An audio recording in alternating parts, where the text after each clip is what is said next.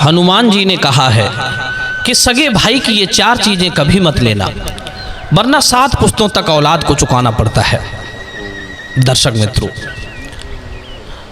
कहानी की शुरुआत होती है किष्किंधा नगरी से। किष्किंधा नगरी का नाम पूरे वानर समाज में बड़े सम्मान से लिया जाता था। वहां के राजा बाली अपार बल और पराक्रम के स्वामी थे। दोनों भाइयों में इतना प्रेम था कि लोग उनकी मिसाल दिया करते थे। सुग्रीव और बाली दोनों भाई मिलकर राज चलाते थे। उनके राज्य में प्रजा सुखी रहती थी, राज्य समृद्ध था और चारों तरफ शांति थी। लेकिन मित्रों, कई बार जीवन में एक छोटी सी गलतफहमी भी ऐसे तूफान को जन्म देती है जो वर्षों पुराने रिश्तों को तोड़ देती है। मित्रों, एक दिन मायावी नाम का एक भयंकर राक्षस किष्किंधा के द्वार पर आ जाता है। उसने बाली को युद्ध के लिए ललकारा। वाली सुनते ही क्रोध से भर उठा और अपनी भारी गदा लेकर तुरंत उसके पीछे दौड़ पड़ा। सुग्रीव भी अपने बड़े भाई की मदद के लिए साथ चल पड़ता है। दोनों भाइयों का मायावी से युद्ध होता है।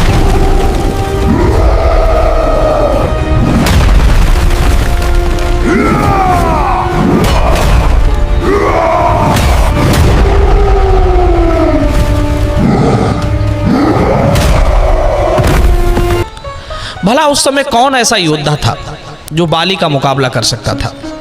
आखिरकार मायावी राक्षस भी अपने प्राण लेकर वहां से भागने लगा और भागते भागते मायावी एक विशाल गुफा में जाकर घुस जाता है।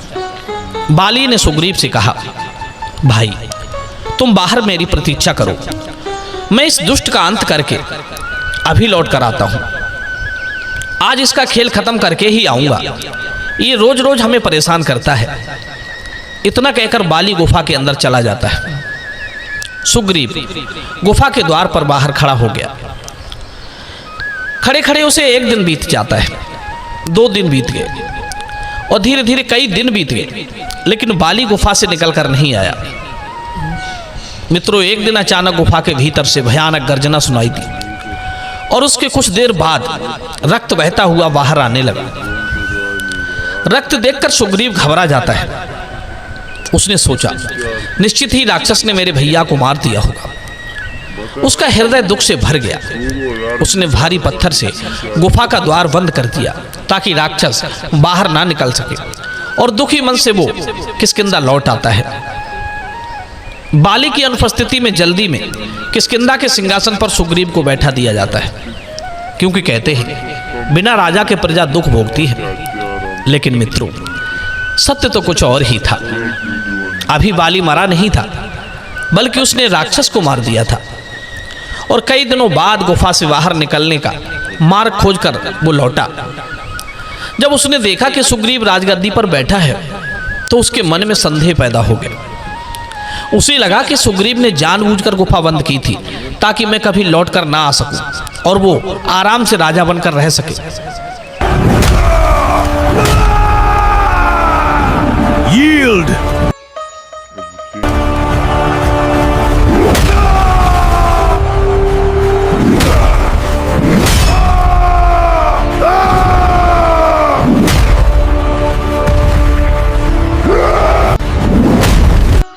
मित्रों, यहीं से बाली के मन में सुग्रीव के प्रति शत्रुता पनप गई। कहते हैं क्रोध मनुष्य की बुद्धि को ढक देता है। बाली ने भी यही किया।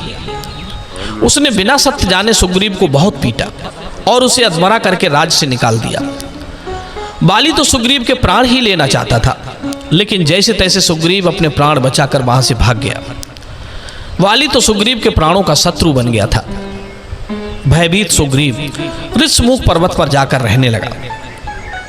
मित्रों, समय बीतता गया। कई वृद्ध मंत्री, कुछ विद्वान वानर और कुछ ऋषि मुनियों ने बाली को समझाने का प्रयास किया।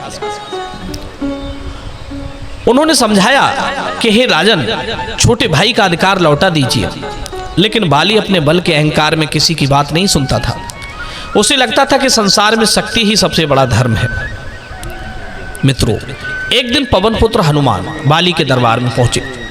उन्होंने देखा कि बाली महान योद्धा तो है ही, लेकिन अहंकार उसके विवेक को ढक चुका है। तब हनुमान जी ने विनम्रता से कहा, हे वानर राज, क्या मैं आपसे एक प्रश्न पूछ सकता हूं? बाली बोला, पूछिए हनुमान।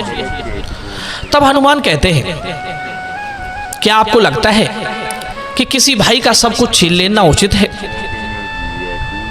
बाली ने उत्तर दिया, नहीं हनुमान, सुग्रीव मेरा भाई कैसे हो सकता है? वो तो मुझे मरने के लिए छोड़ आया था। बाली भाई, मान जाओ और भूल जाओ अपने भाई के साथ शत्रुता। मां,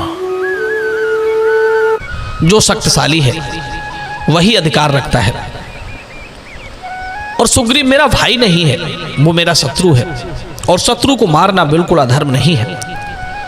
ये सुनकर हनुमान जी कुछ क्षण मौन रहे, फिर कहने लगे, राजन, संसार में सगे भाई की 4 वस्तुएं ऐसी हैं जिन्हें कभी नहीं लेना चाहिए। जो व्यक्ति इन चारों पर अधिकार जमाता है उसका वैभव अधिक दिनों तक नहीं टिकता है। तब बाली ने हैरानी से पूछा, वे 4 चीजें कौन सी हैं हनुमान? हनुमान जी कहने लगे, ध्यान से सुनिए राजन, मैं तुम्हें एक कहानी सुनाता हूं। बहुत समय पहले एक छोटे से गांव में 2 भाई रहा करते थे। बड़े भाई का नाम रघुवीर था और छोटे भाई का नाम हरिदास। दोनों भाइयों का आपस में इतना प्रेम था कि पूरे गांव में उनकी मिसाल दी जाती थी। अगर रघुवीर खेत में काम करने जाता था तो हरिदास भी उसके साथ जाता था। अगर हरिदास किसी परेशानी में पड़ जाता था तो रघुवीर सबसे पहले उसकी मदद के लिए खड़ा हो जाता था। गांव के लोग अक्सर कहा करते थे, भगवान ऐसे भाई हर किसी को दे। दोनों भाई अपने बूढ़े पिता गोपाल दास के साथ कंधे से कंधा मिलाकर चलते थे। गोपाल दास एक ईमानदार किसान थे। उन्होंने सारी जिंदगी मेहनत करके अपने परिवार का पालन पोषण किया था। उनके पास बहुत अधिक धन नहीं था, लेकिन उनके घर में प्रेम और सम्मान की कोई कमी नहीं थी। हर शाम जब खेत का काम खत्म हो जाता था तो पूरा परिवार आंगन में बैठकर भोजन करता था। गोपाल दास अपने बेटों को जीवन की अच्छी अच्छी शिक्षा देते थे। एक दिन उन्होंने दोनों भाइयों को अपने पास बुलाया और कहा, बेटा, जीवन में धन कमाना मुश्किल नहीं है, लेकिन धन आने के बाद रिश्तों को संभाल कर रखना सबसे कठिन काम होता है। रघुवीर और हरिदास ध्यान से उनकी बातें सुनते थे। गोपाल दास ने समझाया, पुत्रों, याद रखना, धन आज है तो कल नहीं भी रह सकता है, लेकिन भाई का साथ जीवन भर काम आता है। सब कुछ मिल सकता है, लेकिन खोया हुआ भाई नहीं मिल सकता। अगर कभी ऐसा समय आए जब तुम्हें धन और रिश्तों में से किसी एक को चुनना पड़े तो हमेशा रिश्तों को चुनना। दोनों भाइयों ने एक साथ जवाब दिया, पिताजी, हम आपकी बात कभी नहीं भूलेंगे। मित्रों, अपने बेटों की बात सुनकर गोपाल दास मुस्कुरा दी। इधर समय धीरे धीरे आगे बढ़ता है। कुछ वर्षों के बाद गोपाल दास बूढ़े हो जाते हैं और एक दिन वे गंभीर रूप से बीमार पड़ जाते हैं। गांव के वैद्य को बुलाया जाता है, दवाइयां भी दी गई, लेकिन उनकी हालत में सुधार नहीं आया। एक रात उन्होंने दोनों बेटों को अपने पास बुलाया। उनकी आवाज बहुत कमजोर हो चुकी थी। उन्होंने कांपते हुए हाथों से दोनों बेटों का हाथ पकड़ा और कहा, बेटा, लगता है अब हमारे जाने का समय आ गया है। मित्रों, ये सुनते ही दोनों भाइयों की आंखों से आंसू बहने लगते हैं। छोटा बेटा कहने लगा, ऐसी बातें मत कीजिए पिताजी। तब गोपाल दास कहते हैं, पुत्रों, जाने से पहले मैं तुम्हें आखिरी बार वही बात याद दिलाना चाहता हूं, कभी धन को अपने बीच मत आने देना। जिस दिन धन रिश्तों से बड़ा हो जाएगा उसी दिन घर का सुख चला जाएगा। दोनों भाइयों ने उनके चरण पकड़ लिए। बड़ा बोला, पिताजी, हम वचन देते हैं कि हम हमेशा साथ रहेंगे, कभी एक दूसरे का साथ नहीं छोड़ेंगे। छोटा भाई हरिदास ने भी अपने पिता को वचन दिया, हमारे बीच कभी दूरी नहीं आएगी पिताजी। मित्रों, ये सुनकर गोपाल दास की आंखों में संतोष के आंसू भर आए, क्योंकि हर पिता जाने से पहले अपनी संतान को सुरक्षित करके जाना चाहता है। वो सोचता है मेरे जाने के बाद मेरे द्वारा लगाई गई फसल हरी भरी लहलाती रहे। मित्रों, कुछ समय बाद पिता ने इस संसार को अलविदा कह दिया। गोपाल दास की मृत्यु पर पूरा घर शोक में डूब गया। दोनों भाइयों को ऐसा लग रहा था जैसे उनके सिर से छाया हट गई हो। लेकिन उन्होंने अपने पिता की उस सीख को अपने जीवन में लागू कर लिया। पिता के जाने के बाद दोनों भाइयों ने मिलकर खेती संभाली। वे सुबह सूरज निकलने से पहले खेतों में पहुंच जाते थे और शाम तक मेहनत करते थे। मित्रों, उनकी मेहनत के हिसाब से फल भी उन्हें मिलने लगा। खेतों में खूब अनाज पैदा होता था और घर में सुख शांति रहती थी। दोनों भाई हमेशा साथ साथ बैठकर भोजन करते थे और साथ साथ ही खेतों में काम करते थे। मित्रों, धीरे धीरे दोनों भाइयों का विवाह भी हो जाता है। बड़े भाई की पत्नी का नाम था ललिता और छोटे की पत्नी का नाम था सीता। सीता बहुत सरल और दयालु स्वभाव की स्त्री थी। वो सबका सम्मान करती थी। ललिता भी शुरुआत में ठीक थी, लेकिन समय के साथ उसका मन बदलने लगा। उसके मन में धन और वैभव पाने की इच्छा बहुत अधिक हो गई थी। फिर भी कई वर्षों तक सब कुछ ठीक ठाक चलता रहा। पर कहते हैं जैसे जैसे परिवार बढ़ता है, मतभेद होते हैं और फिर परिवार में अलगाव हो जाता है।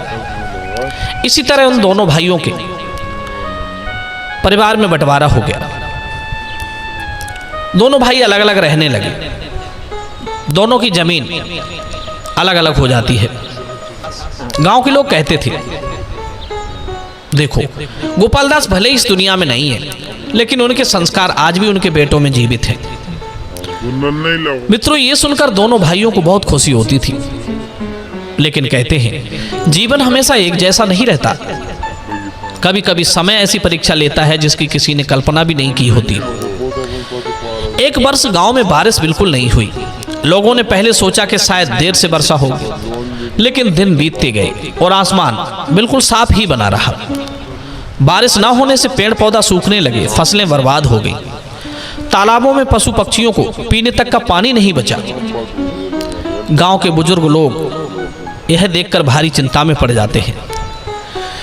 एक दिन पंचायत में गांव के मुखिया ने कहा, गांव के लोगों, अगर जल्दी बारिश नहीं हुई तो इस बार बहुत बड़ा संकट आने वाला है। यह सुनकर सभी गांव वालों के चेहरे उतर गए। कुछ दिनों बाद स्थिति और खराब हो गई। खेतों में खड़ी फसलें पूरी तरह से सूख गई। जो लगाया था वो भी नहीं लौटा। पशुओं के लिए चारा तक नहीं बचा। गांव में हर तरफ चिंता और भय का माहौल फैल गया। हरिदास की जमीन गांव के उस हिस्से में थी जहां पानी की सबसे ज्यादा कमी थी। उसकी तो पूरी फसल बर्बाद ही हो गई। बरसों की मेहनत कुछ ही महीनों में मिट्टी में मिल गई। उसके 2 बैल भी भूख और बीमारी के कारण मर जाते हैं। जब हरिदास ने अपने सूखे खेतों को देखा तो उसकी आंखों में आंसू भर आए। वो अपनी जमीन पर बैठ गया। उसे समझ नहीं आ रहा था कि अब परिवार का पालन पोषण कैसे होगा। उधर रघुवीर के खेत गांव के तालाब के पास थे। उसे भी नुकसान हुआ, लेकिन कुछ फसल बच गई थी। उसके पास पहले से भी थोड़ा अनाज रखा हुआ था, इसलिए उसकी स्थिति छोटे भाई से कुछ ज्यादा ही बेहतर थी। मित्रों, एक शाम हरिदास उदास होकर अपने घर के बाहर बैठा था। तभी बड़ा भाई रघुवीर वहां आता है। उसने अपने छोटे भाई के कंधे पर हाथ रखा और कहा, कैसे उदास बैठा है भाई? चिंता मत कर, मैं हूं ना। मित्रों, ये सुनते ही छोटे भाई की आंखों में आंसू आ जाते हैं। वो कहने लगा, भैया समझ में नहीं आ रहा है कि मैं क्या करूं। घर में अनाज खत्म होने वाला है, बैल भी नहीं रहे, परिवार का पालन पोषण कैसे होगा। मित्रों, तब रघुवीर ने तुरंत उसका हाथ पकड़ लिया और बोला, अरे भाई, जब तक मैं हूं तुझे चिंता करने की क्या जरूरत है। भाई की दिलासा भरी बातें सुनकर छोटे भाई की आंखों में आंसू छलक आए। कहने लगा, भैया भगवान सबको आपके जैसा भाई दे। तब बड़ा भाई कहता है, अरे पगले, भाई का दुख भी कोई अलग होता है क्या। मित्रों, अगले दिन वो अपने घर से कई बोरी अनाज छोटे भाई के घर भिजवा देता है। कुछ पैसे भी देता है। भाई का ये प्रेम देखकर छोटे भाई का हृदय भावुक हो जाता है। उसे लगता था कि पिता की सीख बड़े भैया आज भी अच्छे से पालन कर रहे हैं। लेकिन मित्रों, कभी कभी संकट बाहर से कम और भीतर से ज्यादा आता है। रघुवीर की पत्नी ललिता ये सब देख रही थी। शुरुआत में उसने कुछ नहीं कहा, लेकिन धीरे धीरे उसके मन में बातें उठने लगी। एक दिन उसने रघुवीर से कहा, आप हर समय अपने भाई की मदद करते रहते हैं, ऐसे कब तक चलेगा? रघुवीर कहने लगा, अरे तो क्या हुआ, वो मेरा छोटा भाई है। पत्नी बोली, भाई है तो क्या सारी जिंदगी उसका खर्चा उठाओगे? हमारा भी परिवार है, हमारे भी बच्चे हैं।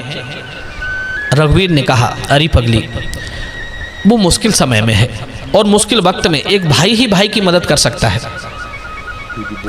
ललिता कहने लगी, अजी मुश्किल में तो हर कोई होता है, अगर तुम ऐसे ही अनाज और पैसा देते रहे तो कल को हमारे बाल बच्चे क्या खाएंगे? मित्रों, ये सुनकर रघुवीर चुप हो जाता है। पत्नी ने सख्त लहजे में कहा, सुनो, आज उसने अनाज मांगा है, कल जमीन मांगेगा, परसों घर मांगेगा, तो क्या आप ऐसे ही देते रहेंगे? उनके परिवार को पालने का हमने ठेका नहीं ले रखा है। मित्रों, अब तो वो रोज थोड़ी थोड़ी बातें अपने पति को सुनाने लगी। धीरे धीरे वो अपने पति रघुवीर के मन में छोटे भाई के खिलाफ नफरत पैदा करने लगी। दोस्तों, इधर अकाल की मार की वजह से छोटे भाई का अपने परिवार को पालना मुश्किल हो रहा था। वो रोज सुबह उम्मीद लेकर उठता था और शाम तक संघर्ष करके घर लौटता था। कभी वो किसी के खेत में मजदूरी करता, कभी जंगल से लकड़ियां काट कर लाता, कभी गांव में छोटे मोटे काम ढूंढ लेता। लेकिन जितनी मेहनत करता उससे कहीं ज़्यादा परेशानियां उसके सामने खड़ी हो जाती थी। उधर बड़ा भाई रघुवीर का जीवन पहले से बेहतर होता जा रहा था। अकाल के बावजूद उसके पास अनाज का भंडार था। कुछ व्यापार भी उसने शुरू कर दिया था। गांव में उसकी प्रतिष्ठा बढ़ने लगी थी। शुरुआत में वो अपने छोटे भाई की मदद करता रहा, लेकिन धीरे धीरे ललिता की बातें उसके मन में असर करने लगी। वो रोज कोई ना कोई ऐसी बात कहती थी जिससे रघुवीर का मन बदल जाता। एक दिन उसने कहा, अजी आपने जितनी मदद करनी थी कर दी, अब हरिदास को खुद भी कुछ करना चाहिए। तब रघुवीर कहता है, प्रिय, बेचारा कोशिश तो बहुत करता है, पर लगता है जैसे भगवान ही रूठ गया हो। तब ललिता कहने लगी, अजी कोशिश और सफलता में बहुत अंतर होता है। जो आदमी अपनी किस्मत नहीं बदल सकता वो दूसरों पर बोझ बन जाता है। मित्रों, उस दिन रघुवीर चुप हो जाता है। उसने कोई जवाब नहीं दिया, लेकिन पहली बार उसके मन में अपने भाई के लिए ऐसा लगा जैसे वो उसके ऊपर बोझ है। वो जानबूझकर कुछ नहीं करता है ताकि भाई मदद करता रहे और वो बैठा बैठा खाता रहे। मित्रों, आज पत्नी ने रघुवीर के दिल में हरिदास के लिए नफरत पैदा कर ही दी। एक दिन हरिदास के घर में चूल्हा तक नहीं जला। बच्चे भूख से व्याकुल थे। आखिरकार मजबूर होकर हरिदास अपनी पत्नी सीता के साथ रघुवीर के घर पहुंचा। सोचा भाई से कुछ मदद मांग लूं। वो बहुत झिझक रहा था, लेकिन फिर भी उसने कहा, भैया अगर कुछ गेहूं उधार मिल जाए तो अगले मौसम में लौटा देंगे। मित्रों, पहले वाला रघुवीर होता तो बिना सोचे दे देता, लेकिन आज उसका चेहरा बदल चुका था। वो कुछ बोलता उससे